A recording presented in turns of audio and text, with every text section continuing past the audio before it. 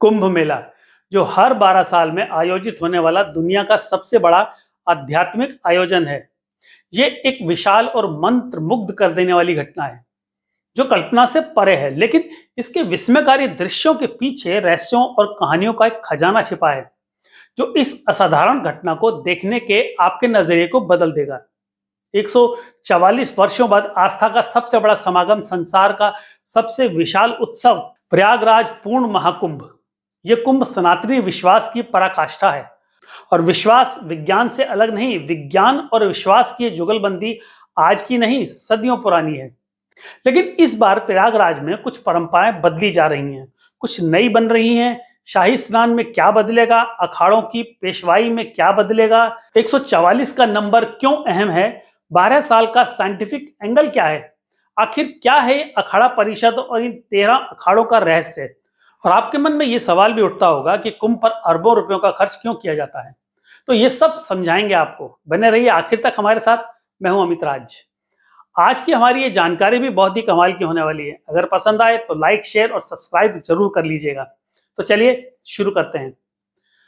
कुंभ का सीधा संबंध बृहस्पति यानी जुपिटर के सूर्य के चारों ओर एक चक्र से है। बृहस्पति का एक चक्र यानी एक साल, ये पृथ्वी के 12 सालों के बराबर है। इसलिए प्रयागराज में हर 6 वर्षों में अर्धकुंभ और 12 वर्षों में पूर्ण कुंभ आयोजन होता है। और हाँ, बृहस्पति के 12 चक्र पूर्ण होने पर पूर्ण महाकुंभ होता है। और बृहस्पति के 12 चक्र यानी पृथ्वी के 144 साल। सौर मंडल की वैज्ञानिक गणनाओं के साथ सनातन की आस्था की इस जुगलबंदी के रहस्य के बारे में आपको आगे समझाएंगे। पहले यह देखिए कि इस बार पूर्ण महाकुंभ में क्या क्या विशेष होने वाला है। शाही स्नान। पूर्ण कुंभ में शाही स्नान का नाम बदलकर अमृत स्नान कर दिया गया है। साधु संतों की मांग के मुताबिक नए नाम के लिए 2 सुझाव आए थे। पहला राजसी स्नान और दूसरा अमृत स्नान, जिसमें अमृत स्नान का चुनाव किया गया। कुंभ नगरी में साधु संतों के आगमन को पेशवाई कहा जाता था, लेकिन इस बार इसे पेशवाई की जगह नगर प्रवेश का नाम दिया गया है। साधु संतों के स्नान के बाद सभी भक्तों के लिए स्नान घाट खोल दिए जाते हैं। तो पहले आपको इस बार के अमृत स्नान की तारीखें भी बता देते हैं, तो नोट कर लीजिए। पहला अमृत स्नान 13 जनवरी को पौष पूर्णिमा पर होगा। दूसरा अमृत स्नान 14 जनवरी को मकर संक्रांति पर होगा। और तीसरा अमृत स्नान 29 जनवरी मौनी अमावस्या के दिन होगा। और चौथा अमृत स्नान की अगर बात करें तो 3 फरवरी बसंत पंचमी पर होगा। पांचवा अमृत स्नान 12 फरवरी माघ पूर्णिमा पर और छठा अमृत स्नान 26 फरवरी को महाशिवरात्रि पर होगा। नोट कर लिया आपने। प्रयागराज में पूर्ण महाकुंभ में सबसे अद्भुत घटना जो होने जा रही है वो है भक्त। जी हां, भक्तों की संख्या। माना जा रहा है कि 45 दिनों के महापर्व के दौरान देश विदेश के 40 करोड़ से ज्यादा भक्त संगम में आस्था की डुबकी लगाएंगे। भक्तों की इतनी विशाल संख्या के लिए इंतजाम करने में कुंभ मेला प्रशासन दिन रात जुटा हुआ है। महाकुंभ जो है 12 साल में एक बार होता है। दरअसल इसका जवाब छुपा है एक यूनिक एस्ट्रोनॉमिकल इवेंट में। जब बृहस्पति यानी जुपिटर एक खास राशि मीन यानी पाइसिस या कुंभ माने एक्वेरियस में प्रवेश करता है और सूर्य एक स्पेसिफिक राशि में होता है, तो एक ऐसा योग बनता है जो धार्मिक दृष्टि से अत्यंत पवित्र माना जाता है। ये प्लैनेटरी अलाइनमेंट केवल हर 12 साल में होती है और इस योग के समय गंगा, यमुना और सरस्वती के जल में एक दिव्य शक्ति समाहित होती है। इस शक्ति के संपर्क में आकर इंसान अपने पिछले पापों का प्रायश्चित कर सकता है। दोस्तों, ये महायोग एक बार फिर से होने जा रहा है। प्रयागराज में कुंभ का आयोजन तब होता है जब बृहस्पति वृषभ राशि में और सूर्य तथा चंद्रमा मकर राशि में होते हैं। यह स्थिति आमतौर पर अमावस्या के दिन बनती है। इस समय प्रयागराज का संगम पवित्रता के शिखर पर होता है और यहां स्नान करना मोक्ष का मार्ग खोलता है। कुंभ सिर्फ एक धार्मिक कार्यक्रम नहीं है, ये एक आध्यात्मिक और सांस्कृतिक उत्सव है। ये एक मिसाल है कि कैसे भारत की संस्कृति हर कोने में लोगों को जोड़ती है। दोस्तों, ये सिर्फ एक मेला नहीं है, ये एक मौका है अपने अंदर की शांति और सच्चाई को पहचानने का। अगर आपने कभी कुंभ नहीं देखा है तो इस बार यह सफर जरूर कीजिएगा। चलिए अब आपको बताते हैं कि महाकुंभ का इतिहास और इसके पीछे की कुछ कहानियां हैं जो ज्यादातर लोगों को नहीं पता कि महाकुंभ कब शुरू हुआ और क्यों होता है। दरअसल कुंभ मेले का उल्लेख वैदिक ग्रंथों, सूत्र साहित्य, महाकाव्य, पुराण ग्रंथों, स्मृतियों या धर्मशास्त्रों में नहीं मिलता। ऐतिहासिक किताबों में इसे माघ मेला या प्रयाग स्नान के नाम से जाना जाता है। कुंभ मेले में अमृत स्नान का विशेष महत्व है। पवित्र नदियों में स्नान करना हिंदू मान्यताओं का अहम हिस्सा है और इसका सबसे पहला उल्लेख ऋग्वेद में नाहन पर्व नाम से मिलता है। इसका वर्णन बौद्ध धर्म के पाली ग्रंथों और महाभारत में भी हुआ है।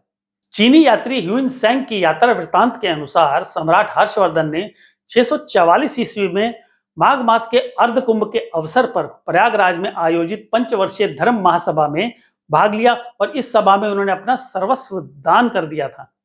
कई सांस्कृतिक विद्वानों का मानना है कि 9वीं सदी में लगभग 850 साल पहले आदिगुरु शंकराचार्य ने हिंदू संस्कृति को सुदृढ़ करने और लोक कल्याण की दृष्टि से कुंभ मेले की परंपरा को प्रारंभ किया था। 16वीं शताब्दी में गोस्वामी तुलसीदास जी ने अपनी अमर कृति रामचरितमानस में प्रयागराज में लगने वाले वार्षिक मेले का उल्लेख किया, जो कुंभ मेले की प्राचीनता और इसकी ऐतिहासिक महत्ता को दर्शाता है। वायु पुराण और नारदीय पुराण में सरस्वती नदी के तट पर स्थित कुंभ और श्री कुंभ तीर्थ का वर्णन मिलता है। तो ये तो थी महाकुंभ इतिहास की एक छोटी सी झलक। तो अब आपको बताता हूं कि इसके पीछे की एक मान्यता या एक कहानी है। कहा जाता है कि जब अमृत मंथन हुआ था, इसे सागर मंथन भी बोलते हैं, तो एक तरफ असुर थे और दूसरी तरफ देव। तो सबसे पहले हलाहल निकला, उसको शिवजी ने गले में धारण किया।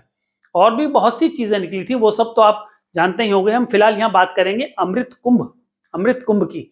जब अमृत कुंभ निकला तो उसको जो लेकर निकले थे उनका नाम था धनवंतरी।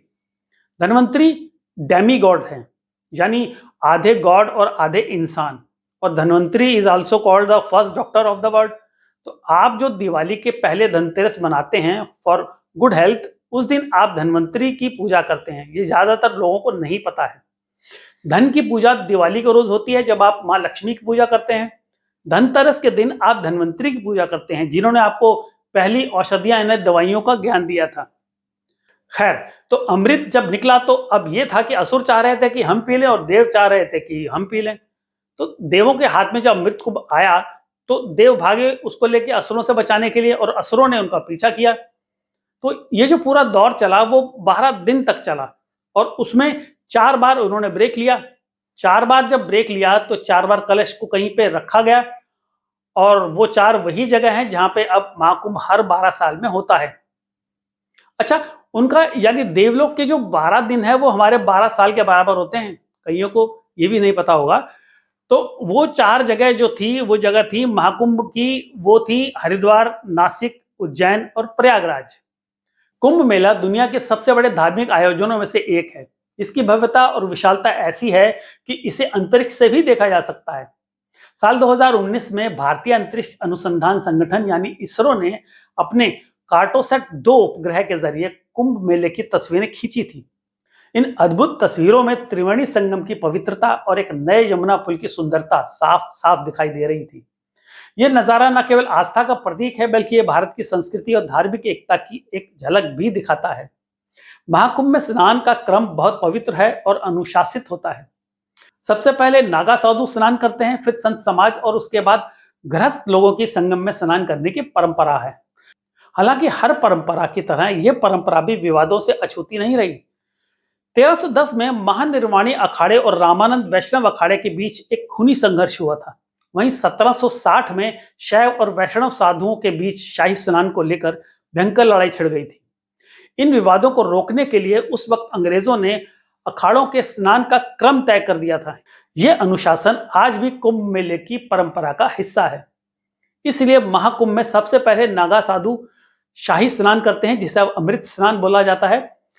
अब बात करते हैं महाकुंभ के अखाड़ों के इतिहास और शंकराचार्य के योगदान की। साधु संतों के समूह अलग अलग परंपराओं के मुताबिक कुल 13 अखाड़ों में बटे हैं। अब एक सवाल यह भी है कि आखिर अखाड़ों की आवश्यकता पड़ी क्यों? आदि शंकराचार्य ने आज से 1200 साल पहले 4 मठों की स्थापना की थी। इन 4 मठों के 4 शंकराचार्य होते हैं, जो आप आज भी देखते हैं। और इन 4 मठों और सनातन हिंदू धर्म की रक्षा के लिए आदि शंकराचार्य ने अखाड़ों की भी स्थापना की। अखाड़े युद्ध भी करते थे। इतिहास में कई ऐसी घटनाओं का उल्लेख है जिससे साबित होता है कि अखाड़ों के साधु संतों ने अपनी ताकत का इस्तेमाल करके बड़ी बड़ी सेनाओं को युद्ध में हरा दिया था। अखाड़े अपने आप में एक रहस्य हैं, क्योंकि अखाड़ों के पास धन संपदा की कोई कमी नहीं होती, क्योंकि इनकी स्थापना को कई सदियां हो चुकी हैं और सदियों से इन अखाड़ों को लगातार दान मिलता रहा है। अखाड़ों के पास मंदिर भी होते हैं और जिनका चढ़ावा भी अखाड़ों की संपत्ति में गिना जाता है। निरंजनी अखाड़ा भारत के सबसे धनी अखाड़ों में से एक माना जाता है। भारत में 13 अखाड़े हैं और ये 13 अखाड़े भी मिलकर अपना एक प्रतिनिधि चुनते हैं, जिसे अखिल भारतीय अखाड़ा परिषद का अध्यक्ष कहा जाता है। इस पद पर बैठने वाले के पास धार्मिक आर्थिक ताकत के साथ साथ जबरदस्त राजनीतिक प्रभाव भी होता है। अगर आप अखाड़ों के बारे में विस्तार से जानना चाहते हैं तो कमेंट में लिखिए, मैं उस पर भी एक वीडियो बनाऊंगा। अब कई लोगों के मन में यह सवाल उठता होगा कि कुंभ पर अरबों रुपए खर्च करने पर आखिर सरकार को क्या मिलता है। आइए जानते हैं। उत्तर प्रदेश सरकार ने महाकुंभ 2025 के आयोजन के लिए 5,435 करोड़ 68 लाख रुपए का विशाल बजट निर्धारित किया है। ये 2019 में हुए कुंभ मेले के 4,200 करोड़ रुपए के बजट से कहीं अधिक है। उत्तर प्रदेश सरकार के आर्थिक सलाहकार केवी राजू का दावा है कि महाकुंभ 2025 में करीब 45 करोड़ श्रद्धालुओं की अपेक्षित भीड़ के साथ इस आयोजन से कम 2 लाख करोड़ रुपए की रेवेन्यू जनरेट हो सकती है।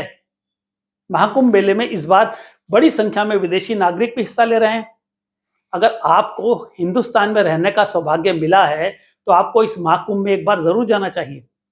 यहाँ आपको एक अलग ही दिव्य ऊर्जा महसूस होगी। इतनी ठंड और भीड़ में भी त्रिवेणी संगम पर शाही स्नान यानी कि अमृत स्नान करने के लिए लोग संकोच नहीं करते। यहाँ की पॉजिटिव एनर्जी विदेश से आए लोगों ने भी महसूस की है, इसलिए वे बार बार महाकुंभ में आना चाहते हैं। अगर ये वीडियो देखकर आपको कुछ नया जानने को मिला हो या हमारी वीडियो अच्छी लगी हो तो इसे जरूर लाइक करें और अपने दोस्तों और परिवार के साथ शेयर करें। और हाँ, चैनल को सब्सक्राइब करना मत भूलिएगा, क्योंकि अगली वीडियो इससे भी खास होने वाली है। अपना ध्यान रखिए, खुश रहिए, नमस्कार।